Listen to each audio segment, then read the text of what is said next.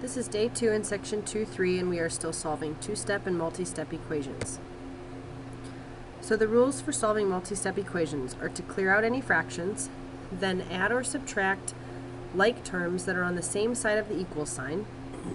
Then you want to move the constant term to the opposite side of the variable, and then finally multiply or divide by the coefficient that's on the variable to get the variable alone. So let's look at some examples.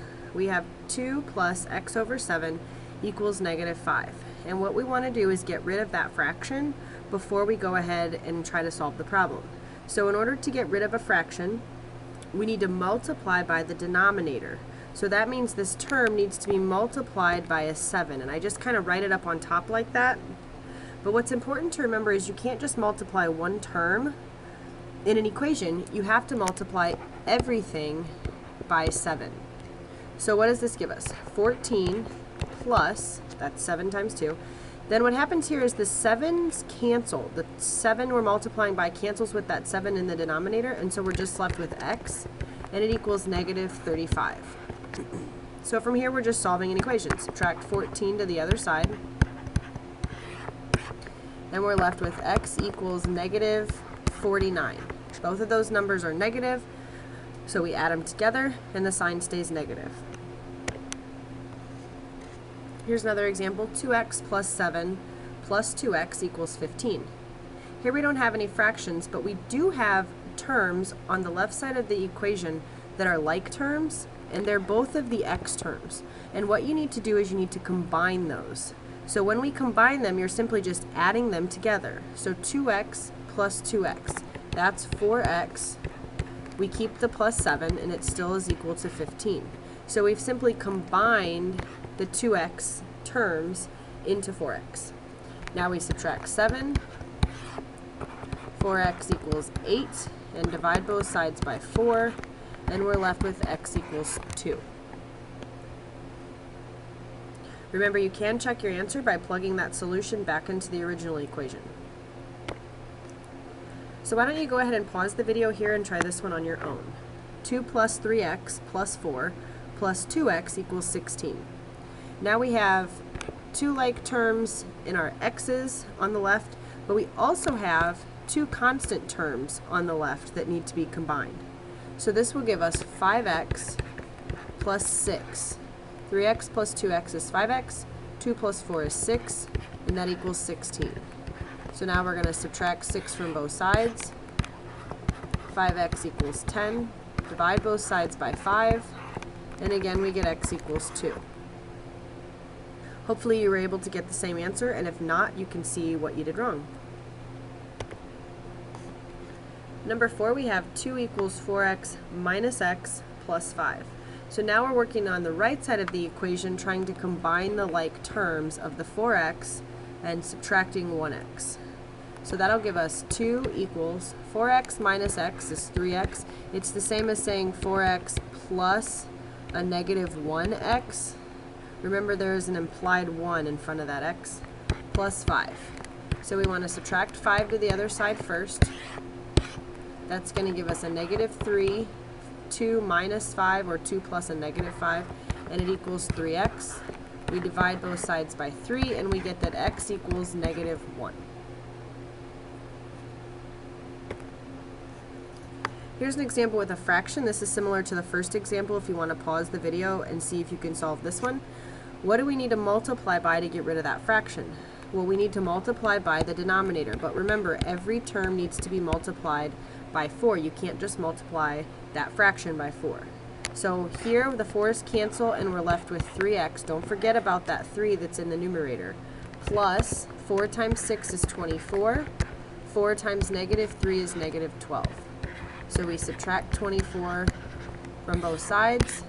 We're left with 3x equals -36. Divide both sides by 3, and we get x equals -12. Hopefully you came up with that answer, and if not, you can see where you made your mistake. Number 6 looks a little different. It's still a fraction, 1 minus x over 3, and it's set equal to 10.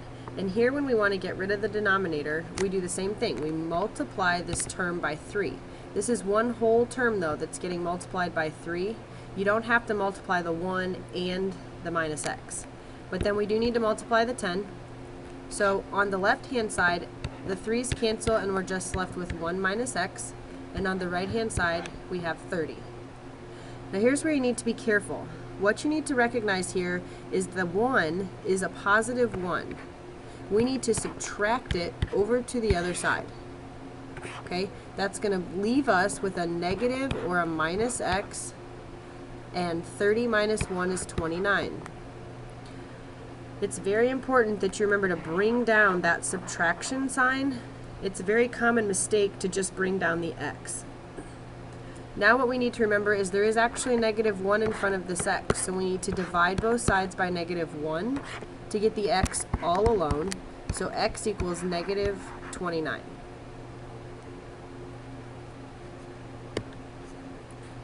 Example 7, we have lots of fractions, but if you notice, the denominator is all the same. So we still can multiply every term by 7 because that will get rid of the 7's in the denominators. So we end up with 3x plus 35 equals, make sure you see that negative sign there, a negative 7. And take a minute and look at that and really make sure that you understand where those numbers are coming from. How did I get 3x when I multiplied that by 7? Where did the 35 come from? Where did the negative 7 come from? So we subtract 35 to the other side. And we get 3x equals negative 42. Then we divide both sides by 3. And I believe it's 14. X equals negative 14. Let me check that. Yeah. X equals negative 14. One last example with fractions. We have 2/3 x plus x over 4 minus 1/6 equals negative 7 over 2. So lots of fractions here, and if you'll notice, the difference here is that we do not have the same denominator. So that's going to change what we are actually multiplying by. Also, I would like to point out that there are 2 different x terms. So those at some point are going to have to be combined. So what do we do when the denominators are different? When the denominators are different, we need to multiply by the least common multiple of those 4 numbers. So what's the smallest number that 3, 4, 6, and 2 divide into? Now, I'm going to make a list here, and most of you will not have to do this, but if we look at multiples of 2, 3, 4, and 6, we're trying to find the smallest one. Well, multiples of 2 are 2, 4, 6, 8, 10, 12, 14. We'll stop there and see. Multiples of 3 are 3, 6, 9, 12, 15, and 18. I see a 6 in common here. Multiples of 4 are 4, 8, 12, 16, 20. There's no 6 here, so the 6 won't work. Multiples of 6 are 6, 12, 18, 24. Hopefully you see what they have in common is that 12. So what we're going to do is multiply every term by 12. But instead of just canceling with the denominator, since we're not actually multiplying by the denominator, we're going to be left with a number on top that has to be multiplied. So what happens here is the 3 cancels with the 12, but it leaves you with a 4. This 4 and this 2 need to be multiplied together to give you 8x. Remember, there's an x here also. Then we're going to add, again, the 4 reduces the 12 to a 3, but this 3 needs multiplied by the x, plus 3x.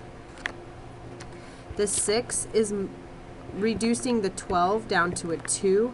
Also notice it's a subtraction sign. 2 times 1 is 2. And then finally the 2 reduces the 12 to a 6. Don't forget the negative, so we get a negative 42. So once we clear out the fractions, you're left with 8x plus 3x minus 2 equals negative 42. So we need to combine our like terms. 8x and 3x is 11x. minus 2 equals negative 42. We add 2 to both sides. So we're left with 11x equals negative 40. 40 is not divisible by 11, but that's okay. We can leave our answer as an improper fraction, negative 40 over 11. Or you can change it to a mixed number, which I believe would be negative 3 and 7/11. You can check my math on that one. I think that's right. So that ends the second day that we're spending on section 2-3. We're spending 3 days in this section because solving equations is extremely important in algebra. It's something you want to be very good at and be able to do repeatedly without error. We're going to work on 2 separate worksheets in class, 2-3B and 2-3C.